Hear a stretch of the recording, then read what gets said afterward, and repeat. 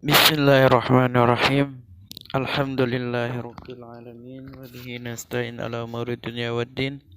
Allahumma shalli ala sayyidina Muhammad wa ala alihi wa ashabihi ajma'in, amma ba'du. Alhamdulillah, pada kesempatan yang berbahagia ini kita bersuah kembali dalam mengaji 7 menit atau lebih kurang. Kita akan membahas pada pertemuan kali ini adalah kitab Ghayah wa Taqrib, yang kita mulai dengan kitab Taharah, insyaallah, wa bihaulillah wa quwwata, hingga kita mengkhatam kitab ini. Baik, kita mulai dengan kitab Taharah. Bermula ini itu satu kitab pada menerangkan taharah. Taharah yaitu bersuci. Al-miyahul lati yajuzu biha tashiru sab'u miya'in. Ma'ul sama'in, wa ma'ul bahri, wa ma'ul nahri, wa ma'ul bi'ri, wa ma'ul aini, wa ma'ul salji, wa ma'ul bardu.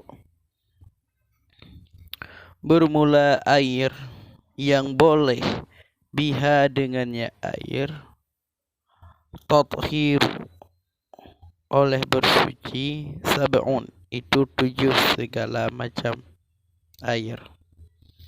Mana-mana 7?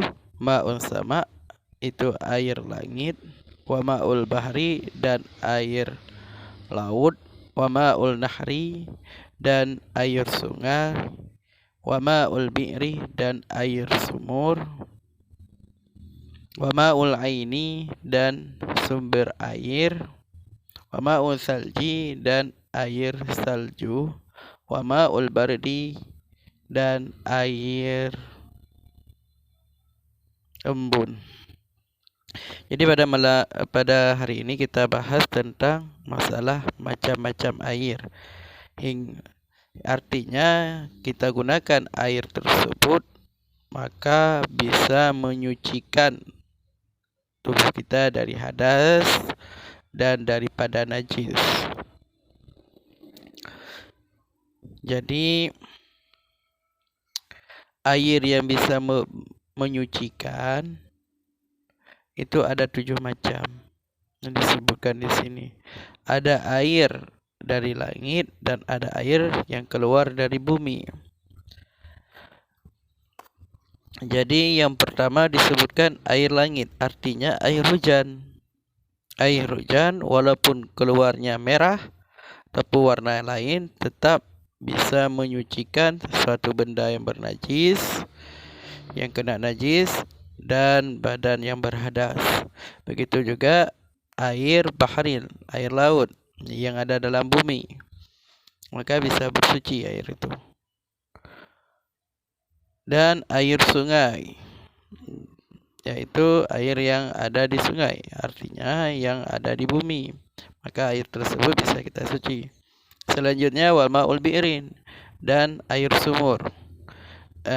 Selanjutnya adalah air sumur. Air sumur ini adalah adakala mempunyai hak atau kepemilikan atau tidak, atau memang air itu milik sendiri.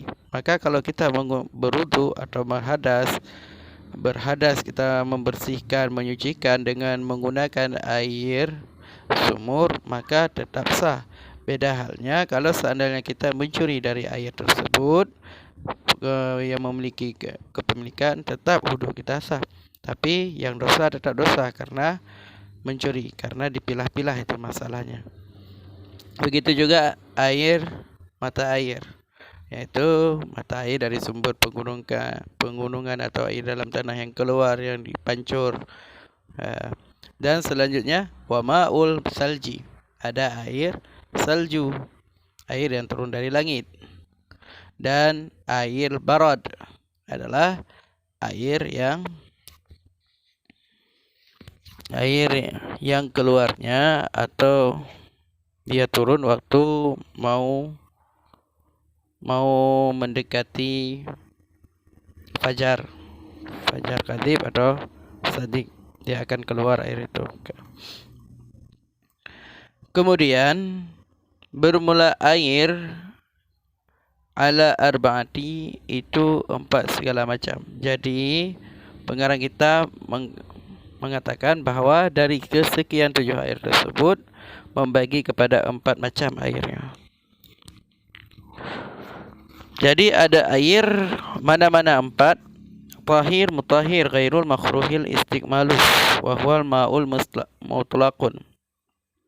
Air suci lagi menyucikan, ketiadaan makruh, istikmaluhu oleh memakainya air, wahwa dan bermula ianya air, ma'ul mutlaqan, itu air mutlak.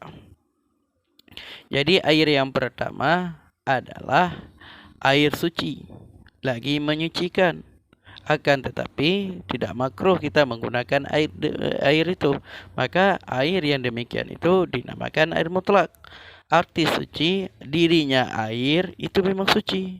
Sedangkan menyucikan, yaitu air tersebut bisa menyucikan benda atau hadas yang lain.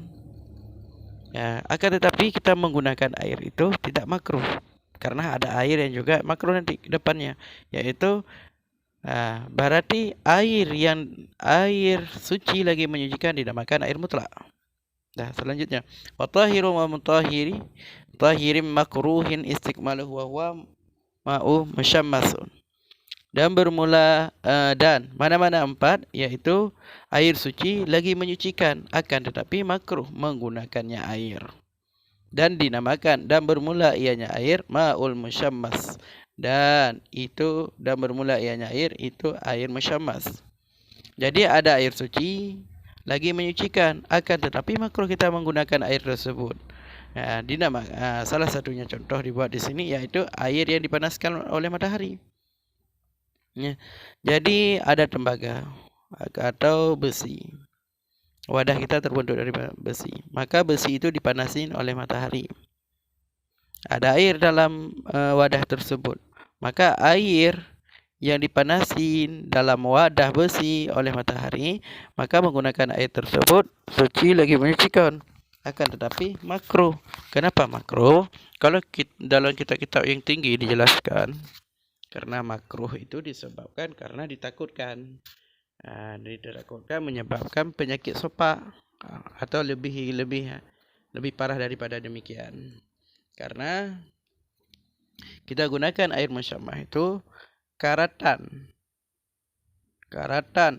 yang ada di besi itu akan naik ke atas, ke permukaan air di saat matahari memanasi air di dalam tembaga atau dalam wadah besi tersebut.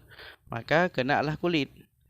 Di saat kena kulit dari karatan atau zat-zat besi itu menutupi pori-pori kulit, sehingga terhentinya darah, kurang lancar mengalirnya darah dalam tubuh kita. Maka ditakutkan terjadinya penyakit sopak. Selanjutnya yaitu air suci.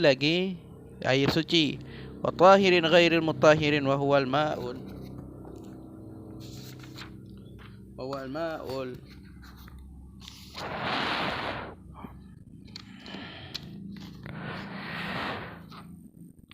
Dan bermula yang selanjutnya, yang ketiga adalah air suci ghairil mutahhir, selain menyucikan. Wahwa dan bermula ianya air, itu air dan berubah dengan barang yang bercampur ianya barang akannya air daripada benda yang suci.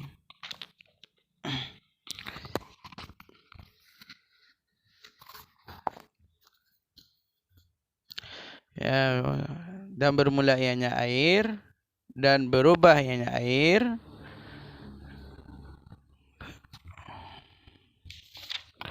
dan bermula ianya air, itu air, dan berubah ianya air bima dengan barang yang bercampur ianya air akannya barang minat tahiratin daripada benda yang suci.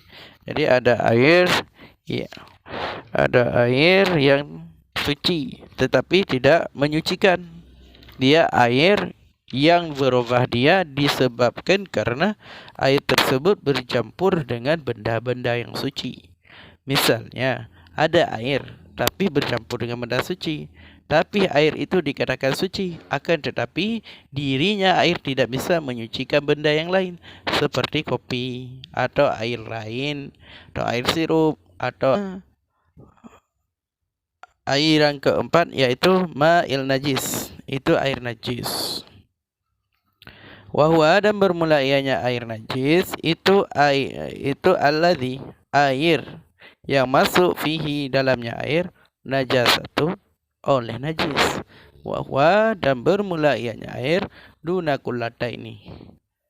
Padahal bermula ianya air duna kullataini itu ketiadaan dua kulah. Au kana kullataini atau adalah ianya air kullataini itu dua kulah. Fataghayyara maka merubah ianya air, maka berubah. Jadi ada air najis, yaitu air yang kemasukan di dalam tersebut benda najis, yang mana air tersebut itu tidak mencukupi dua kulah, maka air tersebut dinamakan air najis. Ataupun air dua kulah itu kemasukan najis, maka berubah ianya air. Dengan kemasukannya air, fataghayyara maka berubah ianya air. Nah, berarti air itu menjadi najis disebabkan karena kemasukan najis. Karena penyebabnya karena berubah. Jadi kesimpulannya, air najis adalah air yang kemasukan najis.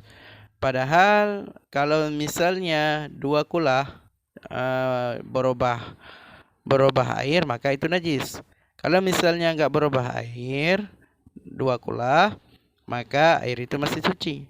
Misalnya di bawah dua kulah, maka air tersebut tidak bisa menyucikan walaupun tidak berubah karena airnya sedikit. Selanjutnya, wa kullatani khamsu mi'atin ritlil Baghdad taqriban fil asah. Dan bermula dua kulah itu 500 ritlil dengan timbangan Baghdad taqriban hal keadaan mendekati fil asah pada pendapat yang asah. Jadi dan bermula dua kulah, apa kayak mana dua kulah? Dua kulah menurut Abi Suja mengatakan 500 ritlil dengan timbangan Baghdad, kurang lebih takriban itu mendekati kurang-kurang lah. Itu dalam pendapat asah. Kalau kita timbangkan dengan ukuran negara kita di Indonesia maupun di Aceh itu 216, boleh juga 215, 14 atau 17, 18, itu yang mendekati. Begitulah pembahasan kitab Ghayah wa Taqrib. Lebih dan kurang maaf, wabillahi taufiq wal hidayah.